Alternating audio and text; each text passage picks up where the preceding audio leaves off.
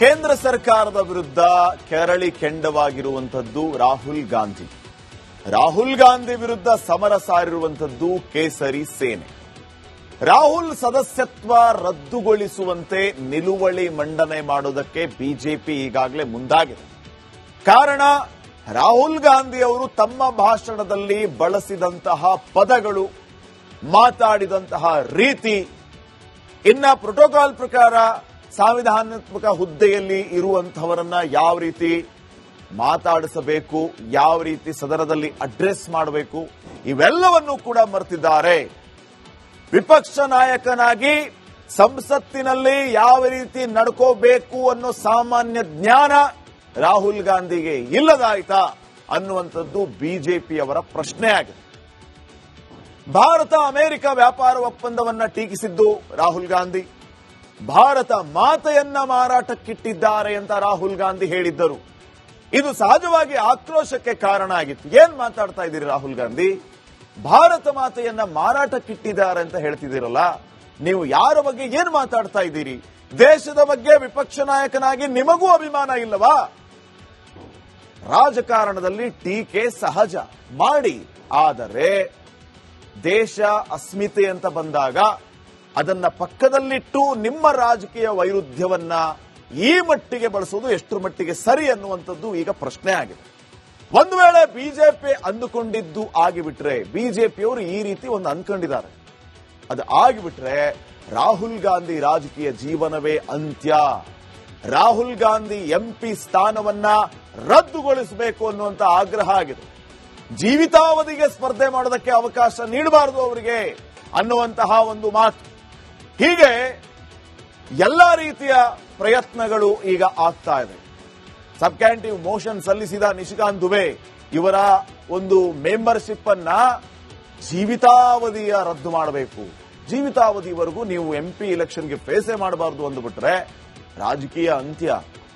ಸಂಸದರು ಸಲ್ಲಿಸಿರುವಂತಹ ಈ ಒಂದು ಮೋಷನ್ ಅಂದರೆ ಲೋಕಸಭೆ ಅನುಮೋದನೆಗಾಗಿ ಸಲ್ಲಿಸಿರುವಂತಹ ಸ್ವತಂತ್ರ ಪ್ರಸ್ತಾವನೆ ಏನಿದೆ, ಇದನ್ನ ವಿಧಾನಸಭೆಯಲ್ಲೂ ಕೂಡ ಪ್ರಸ್ತಾವನೆ ಸಲ್ಲಿಸಬಹುದಾಗಿದೆ. ಇದು ಪಾಸ್ ಆಗ್ಬಿಟ್ರೆ ಖಂಡಿತವಾಗಿಯೂ ರಾಹುಲ್ ಗಾಂಧಿಗೆ ಸಂಕಷ್ಟ ಎದುರಾಯಿತು ಅಂತಾನೆ ಲೆಕ್ಕ. ಆದ್ರೆ ಇದನ್ನ ವಿಪಕ್ಷಗಳು ಯಾವ ರೀತಿ ಹೇಳ್ತಾರೆ ಅಂತಂದ್ರೆ, ರಾಹುಲ್ ಗಾಂಧಿಯನ್ನ ಎದುರಿಸೋದಕ್ಕೆ ಆಗದೆ ನಿಮ್ಮ ಅಧಿಕಾರವನ್ನ ದುರ್ಬಳಕೆ ಮಾಡಿಕೊಂಡು ಈ ರೀತಿ ಮಾಡ್ತಾ ಇದ್ದೀರಿ ಅನ್ನುವಂತಹ ಮಾತುಗಳು ಕೂಡ ಕೇಳಿ ಬರುತ್ತೆ. ನೋಡೋಣ ಕೇಂದ್ರದ ಮುಂದೆ ಈಗ ಇರುವಂತಹ ಅವಕಾಶಗಳು ಏನು. ರಾಹುಲ್ ಗಾಂಧಿ ತಾವು ಮಾತಾಡಿದಂತಹ ಮಾತುಗಳನ್ನು ಸಮರ್ಥನೆ ಮಾಡಿಕೊಳ್ತಾರಾ ಅಥವಾ ಮಾತಿನ ಭರದಲ್ಲಿ ಎಡವಟ್ಟು ಮಾಡಿಕೊಂಡೆ ಅಂತ ಕ್ಷಮೆ ಕೇಳ್ತಾರಾ? ಹೇಳೋದಕ್ಕಾಗಲ್ಲ. ಇನ್ನು ನೆಕ್ಸ್ಟ್, ಕೇಂದ್ರ ಸರ್ಕಾರದ ವಿರುದ್ಧ ಕೆರಳಿ ಕೆಂಡವಾಗಿರುವಂತದ್ದು ರಾಹುಲ್ ಗಾಂಧಿ. ರಾಹುಲ್ ಗಾಂಧಿ ವಿರುದ್ಧ ಸಮರ ಸಾರಿರುವಂತದ್ದು ಕೇಸರಿ ಸೇನೆ. ರಾಹುಲ್ ಸದಸ್ಯತ್ವ ರದ್ದುಗೊಳಿಸುವಂತೆ ನಿಲುವಳಿ ಮಂಡನೆ ಮಾಡುವುದಕ್ಕೆ ಬಿಜೆಪಿ ಈಗಾಗಲೇ ಮುಂದಾಗಿದೆ. ಕಾರಣ, ರಾಹುಲ್ ಗಾಂಧಿ ಅವರು ತಮ್ಮ ಭಾಷಣದಲ್ಲಿ ಬಳಸಿದಂತಹ ಪದಗಳು, ಮಾತಾಡಿದಂತಹ ರೀತಿ, ಇನ್ನ ಪ್ರೋಟೋಕಾಲ್ ಪ್ರಕಾರ ಸಂವಿಧಾನಾತ್ಮಕ ಹುದ್ದೆಯಲ್ಲಿ ಇರುವಂತಹವರನ್ನ ಯಾವ ರೀತಿ ಮಾತಾಡಿಸಬೇಕು, ಯಾವ ರೀತಿ ಸದನದಲ್ಲಿ ಅಡ್ರೆಸ್ ಮಾಡಬೇಕು, ಇವೆಲ್ಲವನ್ನೂ ಕೂಡ ಮರೆತಿದ್ದಾರೆ. ವಿಪಕ್ಷ ನಾಯಕನಾಗಿ ಸಂಸತ್ತಿನಲ್ಲಿ ಯಾವ ರೀತಿ ನಡ್ಕೋಬೇಕು ಅನ್ನೋ ಸಾಮಾನ್ಯ ಜ್ಞಾನ ರಾಹುಲ್ ಗಾಂಧಿಗೆ ಇಲ್ಲದಾಯ್ತಾ ಅನ್ನುವಂಥದ್ದು ಬಿಜೆಪಿಯವರ ಪ್ರಶ್ನೆ ಆಗಿದೆ. ಭಾರತ ಅಮೆರಿಕ ವ್ಯಾಪಾರ ಒಪ್ಪಂದವನ್ನ ಟೀಕಿಸಿದ್ದು ರಾಹುಲ್ ಗಾಂಧಿ. ಭಾರತ ಮಾತೆಯನ್ನ ಮಾರಾಟಕ್ಕಿಟ್ಟಿದ್ದಾರೆ ಅಂತ ರಾಹುಲ್ ಗಾಂಧಿ ಹೇಳಿದ್ದರು. ಇದು ಸಹಜವಾಗಿ ಆಕ್ರೋಶಕ್ಕೆ ಕಾರಣ ಆಗಿತ್ತು. ಏನ್ ಮಾತಾಡ್ತಾ ಇದ್ದೀರಿ ರಾಹುಲ್ ಗಾಂಧಿ? ಭಾರತ ಮಾತೆಯನ್ನ ಮಾರಾಟಕ್ಕಿಟ್ಟಿದ್ದಾರೆ ಅಂತ ಹೇಳ್ತಿದ್ದೀರಲ್ಲ, ನೀವು ಯಾರ ಬಗ್ಗೆ ಏನ್ ಮಾತಾಡ್ತಾ ಇದ್ದೀರಿ? ದೇಶದ ಬಗ್ಗೆ ವಿಪಕ್ಷ ನಾಯಕನಾಗಿ ನಿಮಗೂ ಅಭಿಮಾನ ಇಲ್ಲವಾ? ರಾಜಕಾರಣದಲ್ಲಿ ಟೀಕೆ ಸಹಜ, ಮಾಡಿ. ಆದರೆ ದೇಶ ಅಸ್ಮಿತೆ ಅಂತ ಬಂದಾಗ ಅದನ್ನ ಪಕ್ಕದಲ್ಲಿಟ್ಟು ನಿಮ್ಮ ರಾಜಕೀಯ ವೈರುಧ್ಯವನ್ನ ಈ ಮಟ್ಟಿಗೆ ಬಳಸೋದು ಎಷ್ಟರ ಮಟ್ಟಿಗೆ ಸರಿ ಅನ್ನುವಂಥದ್ದು ಈಗ ಪ್ರಶ್ನೆ ಆಗಿದೆ. ಒಂದು ವೇಳೆ ಬಿಜೆಪಿ ಅಂದುಕೊಂಡಿದ್ದು ಆಗಿಬಿಟ್ರೆ, ಬಿಜೆಪಿಯವರು ಈ ರೀತಿ ಒಂದು ಅಂದ್ಕೊಂಡಿದ್ದಾರೆ, ಅದು ಆಗಿಬಿಟ್ರೆ ರಾಹುಲ್ ಗಾಂಧಿ ರಾಜಕೀಯ ಜೀವನವೇ ಅಂತ್ಯ. ರಾಹುಲ್ ಗಾಂಧಿ ಎಂಪಿ ಸ್ಥಾನವನ್ನ ರದ್ದುಗೊಳಿಸಬೇಕು ಅನ್ನುವಂತ ಆಗ್ರಹ ಆಗಿದೆ. ಜೀವಿತಾವಧಿಗೆ ಸ್ಪರ್ಧೆ ಮಾಡೋದಕ್ಕೆ ಅವಕಾಶ ನೀಡಬಾರದು ಅವರಿಗೆ ಅನ್ನುವಂತಹ ಒಂದು ಮಾತು.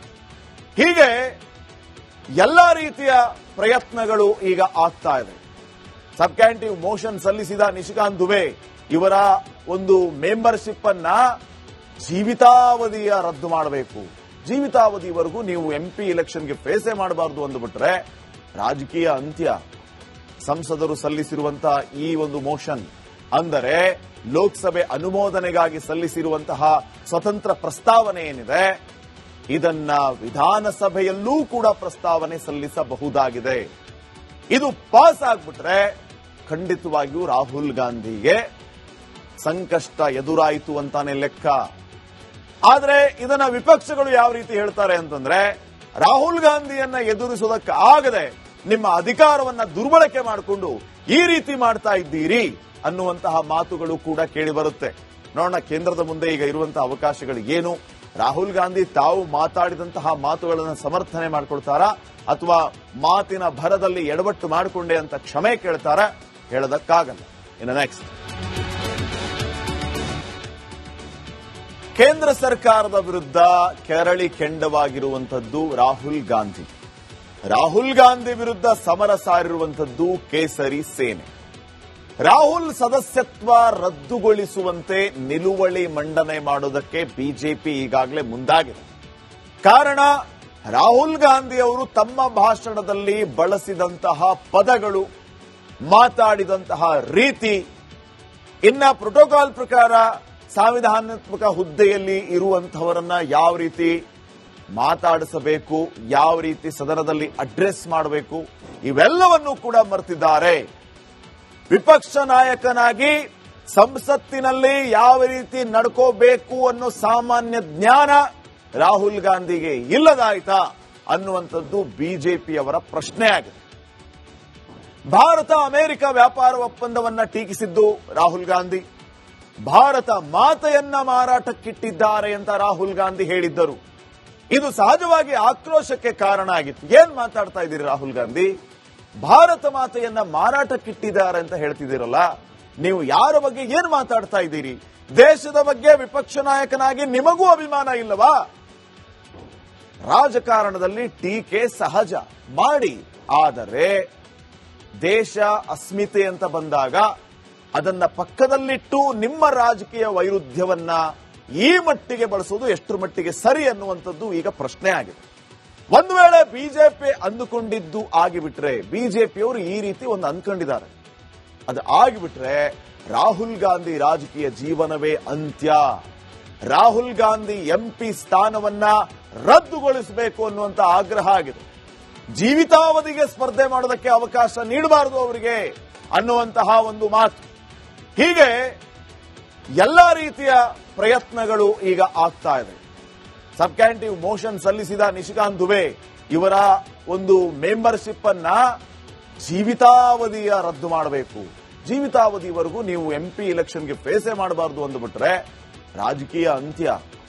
ಸಂಸದರು ಸಲ್ಲಿಸಿರುವಂತಹ ಈ ಒಂದು ಮೋಷನ್ ಅಂದರೆ ಲೋಕಸಭೆ ಅನುಮೋದನೆಗಾಗಿ ಸಲ್ಲಿಸಿರುವಂತಹ ಸ್ವತಂತ್ರ ಪ್ರಸ್ತಾವನೆ ಏನಿದೆ ಇದನ್ನ ವಿಧಾನಸಭೆಯಲ್ಲೂ ಕೂಡ ಪ್ರಸ್ತಾವನೆ ಸಲ್ಲಿಸಬಹುದಾಗಿದೆ.